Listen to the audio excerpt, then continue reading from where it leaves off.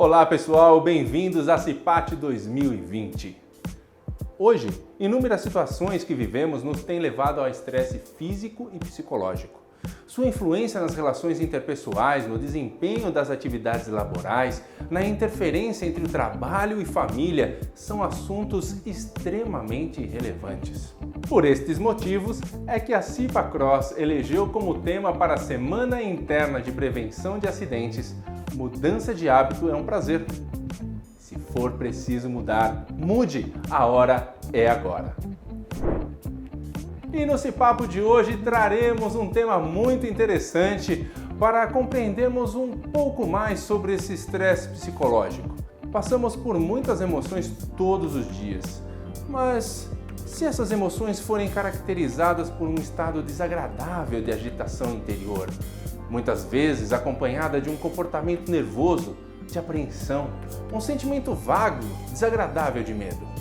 Convidamos então a pesquisadora no Instituto de Psiquiatria da USP, a médica reguladora da Seção de Saúde Mental da Cross, a psiquiatra doutora Renata de Mello, para nos falar um pouco mais sobre a ansiedade. Confira.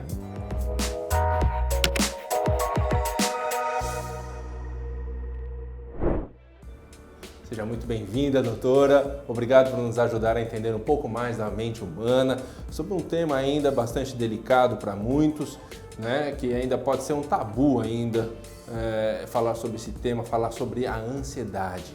Doutora, o que é a ansiedade? A ansiedade é uma emoção, é um sentimento que faz parte da nossa vida, que fez parte da evolução humana para a gente chegar até aqui hoje, né? E a ansiedade é uma sensação de tensão quando a gente vai lidar com algo que vai acontecer no futuro ou algo desconhecido, né? E essa é uma emoção, um sentimento que faz parte da vida. Todos nós sentimos ansiedade e futuramente todos nós sentiremos ansiedade, porque fez parte da própria evolução humana a gente ter esse sentimento para nos prevenir de nos submetermos a alguns riscos, né? Então, a ansiedade em si é uma emoção que faz parte da vida humana mesmo. E quais são os sintomas clássicos dela? Quando a ansiedade acontece num nível muito intenso, existem dois grupos de sintomas, que são os sintomas mais físicos e os mais cognitivos. Os sintomas mais físicos da ansiedade é sentir um aperto no peito, o coração acelerado, uma sensação de que vai desmaiar.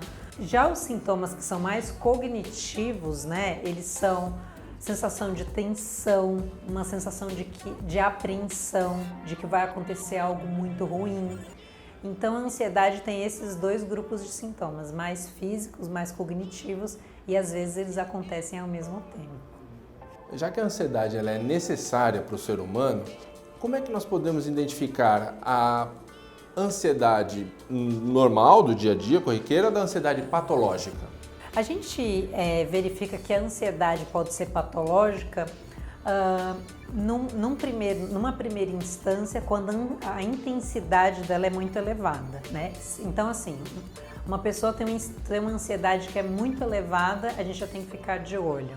Uma pessoa que tem uma ansiedade com eventos e situações que usualmente a gente não fica ansioso, também a gente tem que ficar de olho. Então a gente observa principalmente a intensidade e em que situações ocorre, mas sobretudo se a pessoa tem sofrimento com ansiedade e tem prejuízo, seja nas tarefas dela do trabalho, seja na convivência em casa, não conseguir desligar nos horários de lazer, ficar sempre pensando no trabalho, nas tarefas que vai fazer no futuro, se tem algum sofrimento ou prejuízo, esse é o momento que a gente pensa que essa ansiedade deixa de ser uma ansiedade normal e pode ser, né, diante de uma avaliação médica, uma ansiedade patológica, problemática. E que hábitos a doutora acha que nós podemos ter, ou quais são as dicas, né, que a doutora pode nos dar para prevenir que essa ansiedade se torne algo pior, algo que possa atrapalhar a nossa vida aí? Quais são as dicas do dia a dia?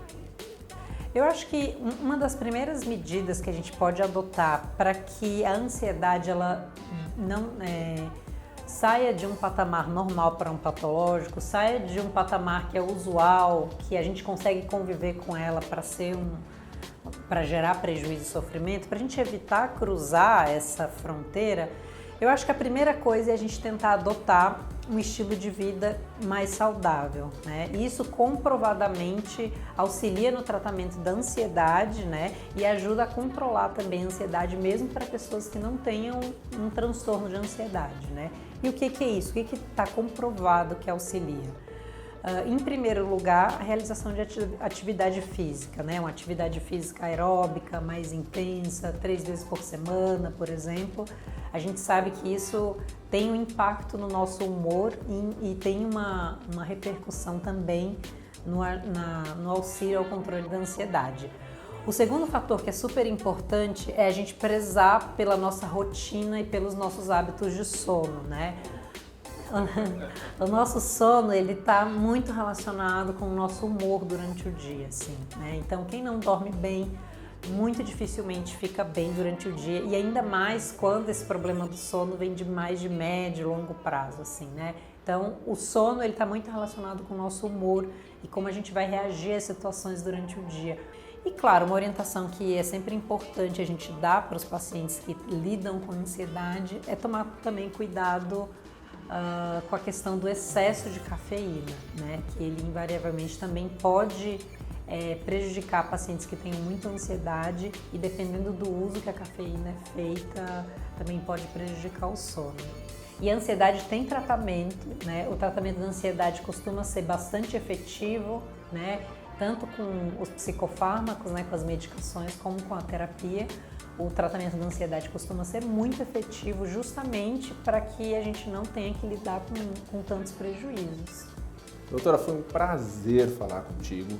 Muito obrigado, papo esclarecedor, muito gostoso e espero termos a próxima oportunidade. E muito obrigado pela sua colaboração no nosso CIPAPO, da nossa CIPAT 2020. Eu que te agradeço pelo convite e eu acho que é uma iniciativa bacana que a gente tem aqui na CROSS, é o momento da ginástica laboral, assim, né, que é super importante também, que é um momento de pausa ali na nossa atividade, na nossa atividade de trabalho, para mexer o corpo, isso também é super importante. E para alguns colaboradores pode ser o pontapé inicial para começar a fazer uma atividade, começar a observar o próprio corpo, ver onde que está sentindo dor, onde não está sentindo, né? Muitas vezes essa atividade é um pontapé para o autocuidado, assim, né? Então isso é super importante, essa atividade que a gente faz. Se necessário, mude, porque a hora é agora.